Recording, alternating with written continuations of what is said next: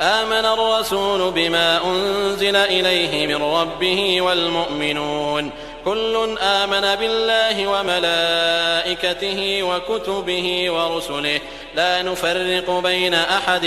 من رسله وقالوا سمعنا وأطعنا غفرانك ربنا وإليك المصير. لا يكلف الله نفسا إلا وسعها لها ما كسبت وعليها ما اكتسبت ربنا لا تؤاخذنا إن نسينا أو أخطأنا ربنا ولا تحمل علينا إصرا كما حملته على الذين من قبلنا ربنا ولا تحملنا ما لا طاقة لنا به واعف عنا واغفر لنا وارحمنا أنت مولانا فانصرنا على القوم الكافرين.